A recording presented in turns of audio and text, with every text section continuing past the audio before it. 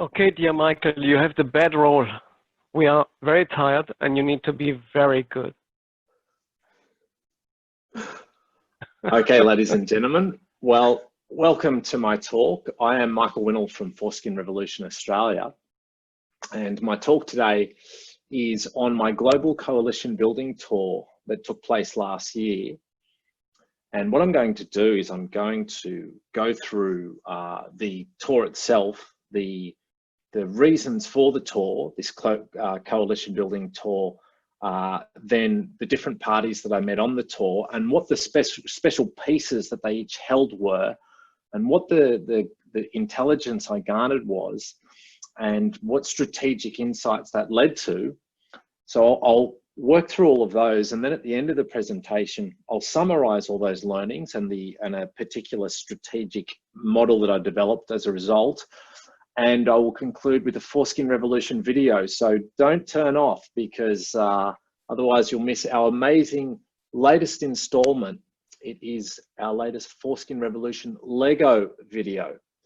So hang on for 10 or 15 minutes to catch that.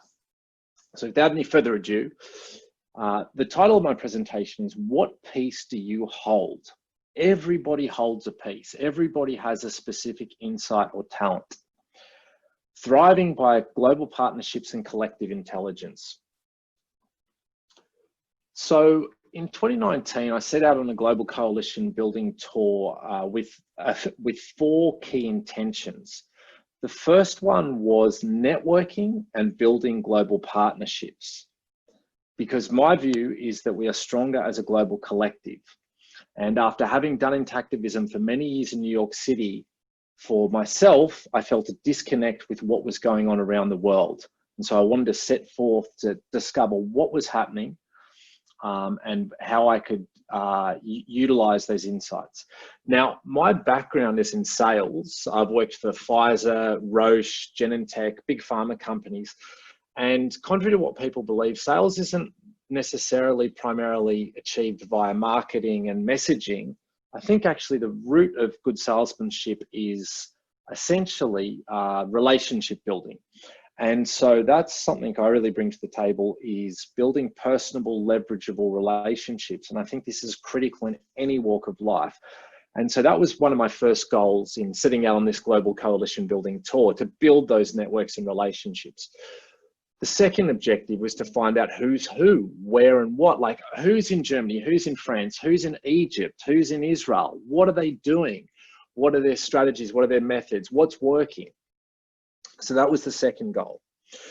The third goal was to map strategies, and this is critical. And this, I mean, look, no goal was more important than the other, but there was something for me personally that was missing in terms of strategy.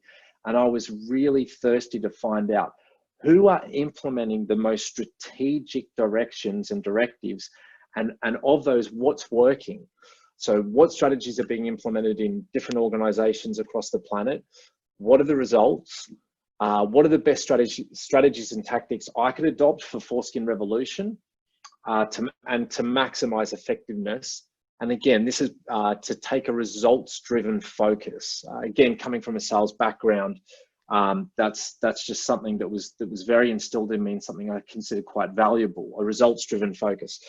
And the fourth and final goal of the coalition building tour was to make connections so that I could fill in the gaps. We all hold a piece, and as I said in the introduction, everybody has something special to offer. And so I launched forth to find out what piece each of these key parties and organizations held. So it took me to 10 different places across the globe throughout a 3-month period in 2019. And what I'm going to do now is I'm going to quickly just briefly mention each of the 10 organizations, just so people who aren't familiar with them get some idea of who they are.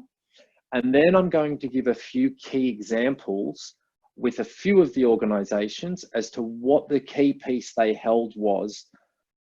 So where I first started out was Denmark, Copenhagen, intact Denmark, and I met the iconoclastic maverick Lena Nihus, And with her organization, Intact Denmark, she is actually the closest organization on the planet to achieving a ban of infant circumcision.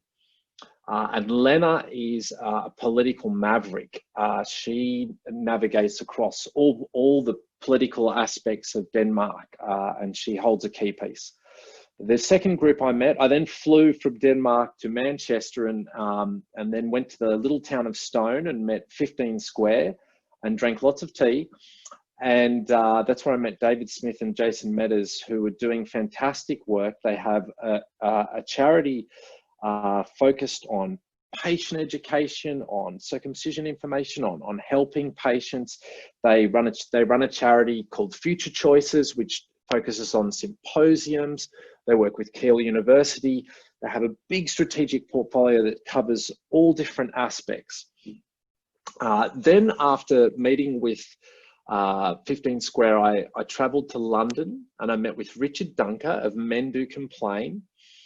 And Richard's key insight for me was that he was the first bloodstained man wearing suit. So he was the first person to put on the white suit with the blood stain.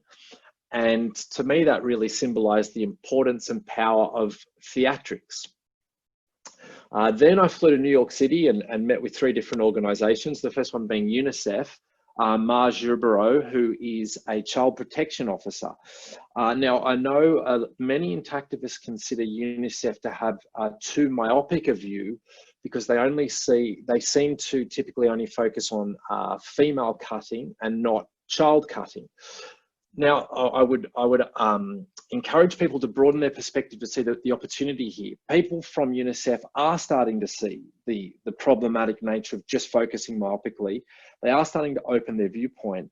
And what I realized from my meeting with Marge Gerbereau from UNICEF is that we can have influence, and over time we can move UNICEF's position to one where they will look at child cutting at large. So actually we need to be leaders and role models to lead them to see that and to expand their portfolio. Now, after UNICEF, I met with my old colleagues at Intaction, who I'd worked with for many, many years in New York City. And Anthony LaSquadro holds a key piece in terms of leadership and in terms of can-do attitude. Anthony, he single-handedly built an advertising truck, which has had various banner campaigns that drives around New York City, that are a few meters tall and a few meters wide, like "I did not consent to circumcision," like "Foreskin, a girl can hope." And Anthony is a dynamo and a real role model to the team that he leads in New York City. I also met up with Jonathan Friedman of Intact News, who's also a member of Intaction. And Jonathan is doing a lot of research on the psychology of circumcision and the power of influence, and the importance of not triggering people in dialogue so that we can have greater influence with them. So to find messaging that is more amenable, starting with building relationships first. From there, I went to Yale University to interview the Associate Director of the Yale Hastings Ethics Program, Brian Earp. And Brian has many different key pieces through his writings on ethics, his writings on genital autonomy. What he really left me with in particular for my organization, in addition to an ethical charter, was the aspect of which genitals are okay to cut. He looks at a spectrum starting with female genitals and then how they transition into intersex and then into male genitalia. And he asked the question, where's the line? At which point is it okay to cut and not to cut? And from that, we made a meme on Foreskin Revolution, which has now had over 3 million views. After that, I went to Montreal and met with the strategic masterminds at WWDOGA, Jean-Christophe, and also their partner organization, the Algosphere Alliance, Robert Doust. And I'll go more into that in detail, but Jean-Christophe holds a key piece in terms of absolute masterful strategy. After that, I met Daniel Stranchford. I traveled to Denver in Colorado. Daniel's an extremely experienced intactivist. He has incredible knowledge about the history of American intactivism and circumcision. And he holds a wealth of experience, knowledge, and he also works with Intact Denmark. And finally, I wrapped up my tour in Austin, Texas, meeting with Brendan Marotta, the Director of American Circumcision, who just gave a fabulous presentation and has a book coming out shortly on just this, on strategy for intactivists. So without any further ado, a few of the key pieces that I discovered on my journey. Intact Denmark, Lena Nyhus, leave no stone unturned. The key piece that I took away from Lena was her comprehensive strategy. Lena has tierings and segmentation mastery with a sheer breadth of strategy. The absolute coverage she creates is unbelievable. She works on all political lines, all health organizations, educational facets, the media, all journalists. She has no stone unturned. And it's a model that many organizations can look at to see where the gaps are for them.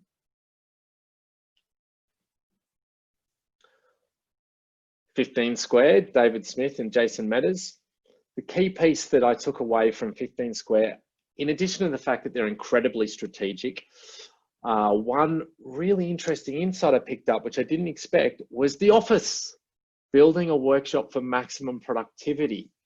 So one thing I observed, David Smith was able to leverage so much more efficiency in his operations because he had an office in the center of town. And one of the first objections that comes up for a lot of activists is the cost. But as David shared with me, there are many ways to reduce costs. For example, David rents a room in a charity hub. So he's in a space with another charity. And this is a way that people can get past that barrier of thinking of huge expenses. Instead, we can find an office space with a shared charity, get a room that minimizes cost but maximizes shared resources. And I thought this was incredibly intelligent and powerful. And David is able to produce a lot of high quality work because he has that focused, dedicated workplace, and it's highly organized. And this sort of methodology could help get a lot of intactivists out of their home office with the troubles and challenges that entails and into a much more focused workspace.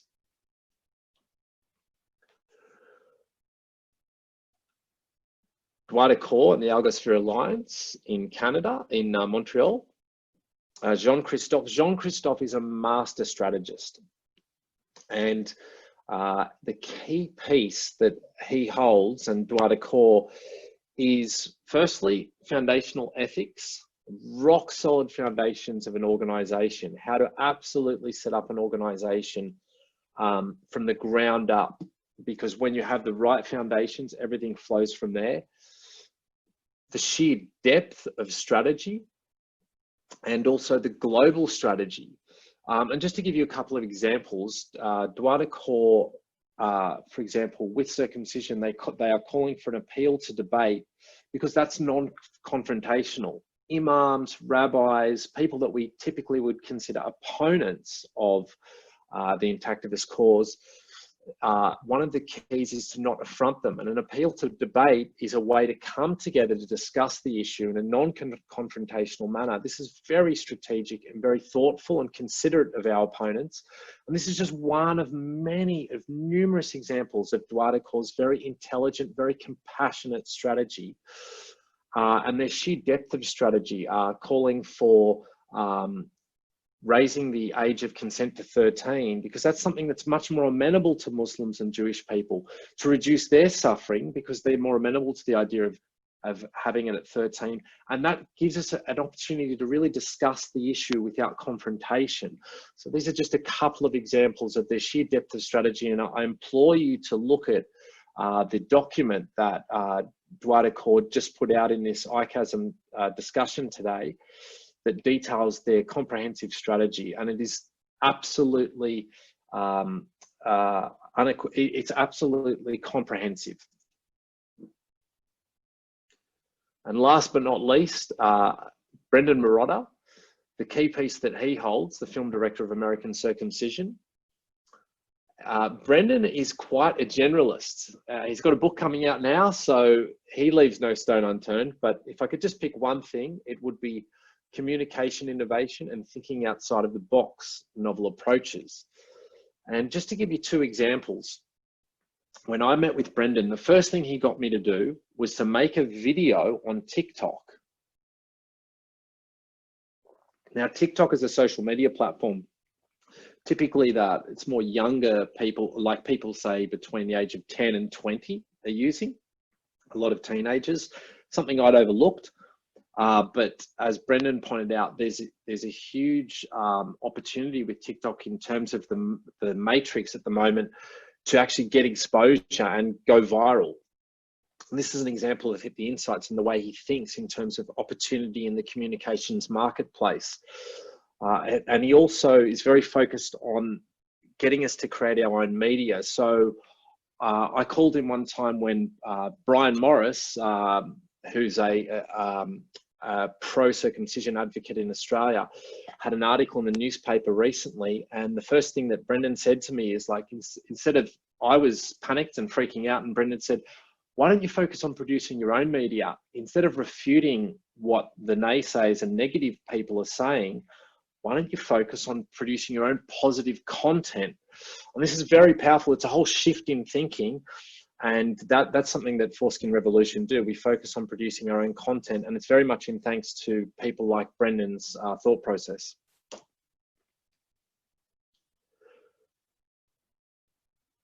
So now this is the strategic segmentation. This is what I walked away with from all these different groups, such as 15 Square, Intaction, Intact Denmark, and WWDOGA. I put together the strategic segmentation for Foreskin Revolution, and I'll just give you a few key examples from this. Let me just pull up I don't know if I have a laser pointer. Oh, look, not to worry. So if you see the section starting from left to right, political parties. So the idea being, with all of these segments, we can cover laterally the whole ground that is relevant to an organization having effectiveness to end circumcision. So the first example would be liaising with every political party. And that's something Lena Niehaus does brilliantly in Denmark. She works with every political organization. She advocates to get their position statement towards a positive child protection statement, which she largely has achieved. Then, for example, medical organizations, moving systematically every medical organization in your country to a positive pro-child protection position statement. Public advocacy, such as demonstrations, media, and I'll just give you a couple more examples. So, patient support and register. This is something 15 Square do brilliantly. 15 Square give excellent patient support across Britain and Europe. So if a man has challenges or has been harmed by his circumcision, 15 Square are able to help them with that process, put them in touch with the right people to get help, give them information brochures and guidance. And also, this is really valuable because it also gives us information on what's actually happening to people out there in society that we don't normally hear from. In terms of university research and symposiums, that's another often ignored segment of an organization's strategy. And this is something 15 Square do brilliantly with Future Choices, working with Keele University and running symposiums. And I'll give you an example from the Algosphere Alliance and WWDOGA. They focus very much on collaboration and collaboration with lateral allies. The importance of teaming up with people with similar goals like feminist groups, rationalist societies, and so forth. And then, of course, the power of global partnerships, such as the ICASM.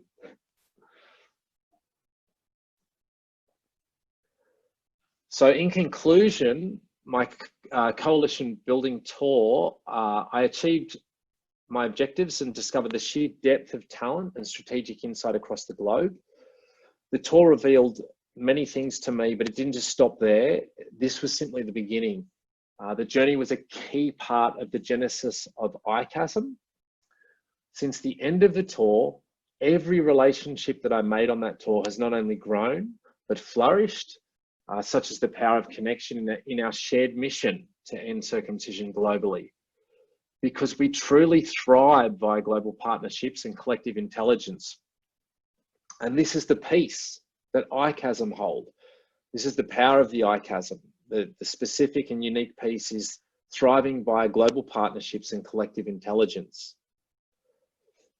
Foreskin Revolution, my organization, is, there's 4 of us at the moment in Australia that are working.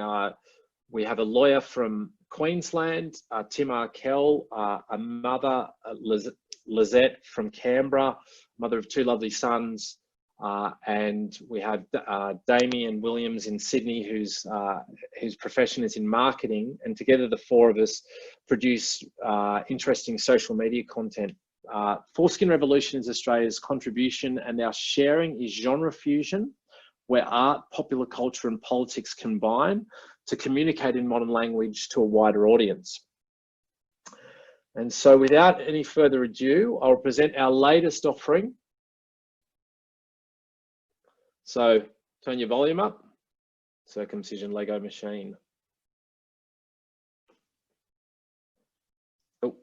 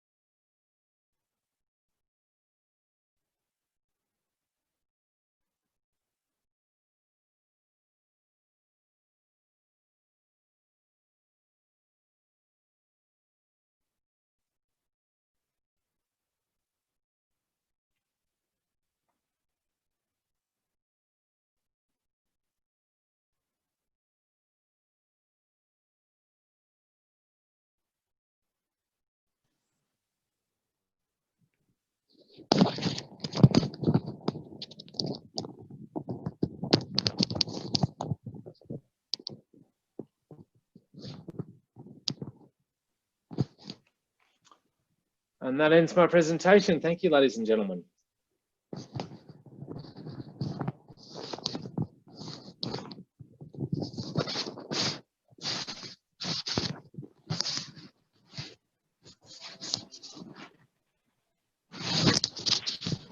So we are coming to the end, and I'm asking if somebody has questions.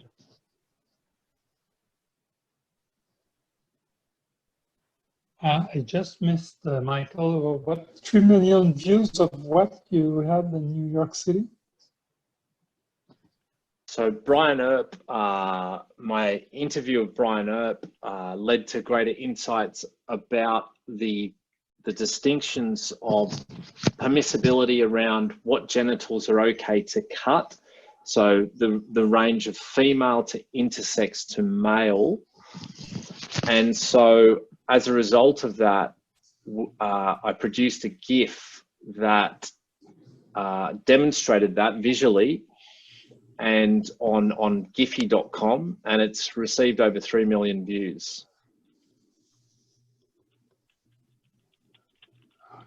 Okay. And we can see that somewhere? Yeah, I can pull it up for you now. Just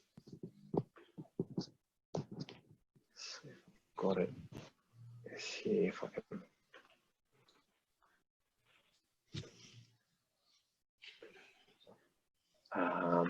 What kind of almost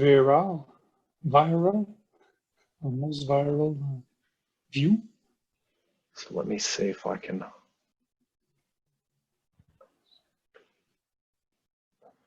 Just going to switch. So you should be able to see it now.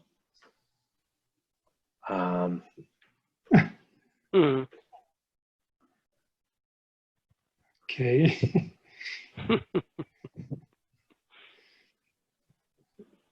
So do you see the Giphy now? It should be moving. The genitals should be moving across the screen. Yes. Right. And this is in reference to articles that ethical articles that Brian has written, where he refers to how we deem it unacceptable to cut female genitalia, but then there's a sudden line that gets drawn at the point of intersex genitalia. So where the female genitalia transitions a little into intersex, then it's okay to cut all the way through to the spectrum of the fully grown penis. And the point of this sort of media is to break through people's defenses, to engage with people in a way that is disarming to them. So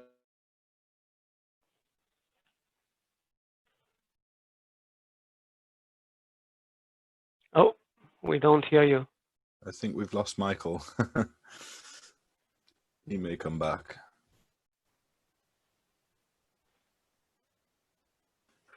I think if I may make a comment just to everyone as well, just whilst Michael's internet's down, and with regards to ICASM as well, I think it's so powerful to have people who are willing to take this conversation internationally, because I think for strategic reasons, and also because it's just so it's so interesting to meet the people who are doing things differently, and it adds so much more character to the movement. So I think oh no, he hasn't returned. But yeah, I wanted to say that to everyone who's been part of this.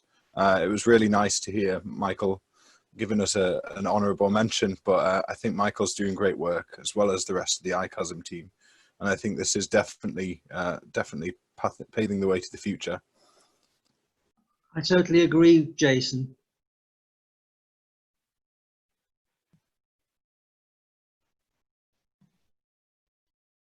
Okay, dear friends, we are coming to the end. It's late in the evening or early in the morning for us. Is there any question, or can we leave and be happy about the next event we are planning?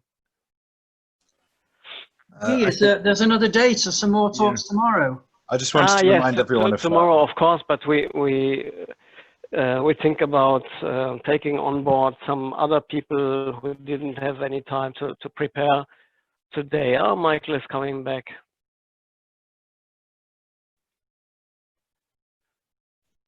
Welcome back, Michael. Where is he? Ah, here.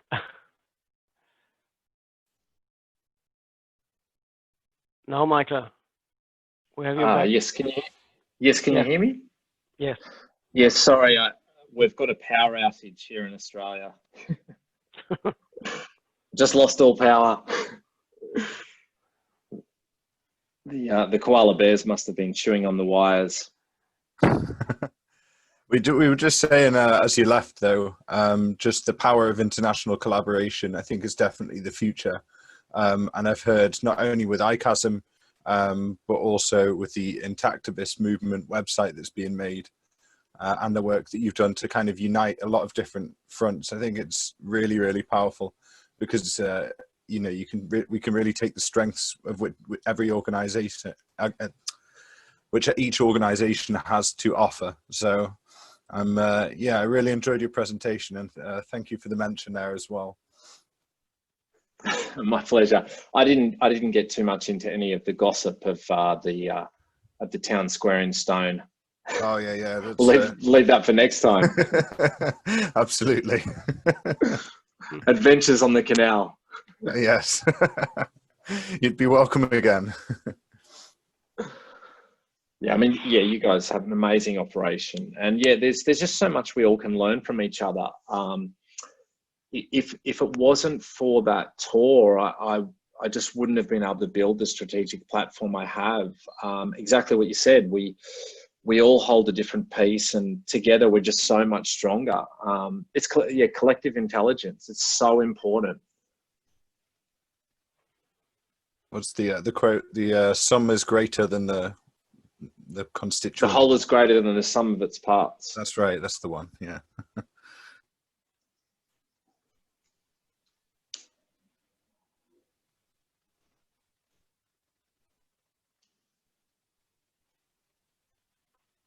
So, Michael, you want to talk? Make the last words of today. Oh, sure. Well, I imagine everybody's too tired to ask me all these amazing questions. So I'll sum up with, yeah, thank you so much to everybody for attending. It's been an amazing opportunity to showcase the power of the collective collaboration. This is just our first attempt, and this has gone so successfully. It just shows what we can do with simple tools like Zoom, how we can collaborate so easily internationally. And moving forward, we can do polycentric meetings on Zoom, where we can have centers like, say, Paris or Berlin, where people meet up, and then Sydney, where Australians get together. And then, like, say, in Chicago or New York, where people come together from the surrounding parts of the region, and then all plug into a polycentric Zoom meeting. So it's a way of mixing both the social interaction and being able to reach overseas at the same time. So we look forward to working with you all moving forward, and stay tuned for more updates from the ICASM. And we hope to be running another symposium later this year. So stay tuned. Don't forget, Michael, we have another day tomorrow. We're still talk tomorrow. We are meeting tomorrow at 1:30 p.m.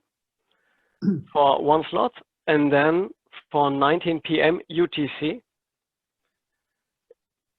for future choices. And we will have 4 slots until 21 hours tomorrow. And then we have the Genital Autonomy Society after Future Choices, and Cockfight after the Genital Autonomy Society.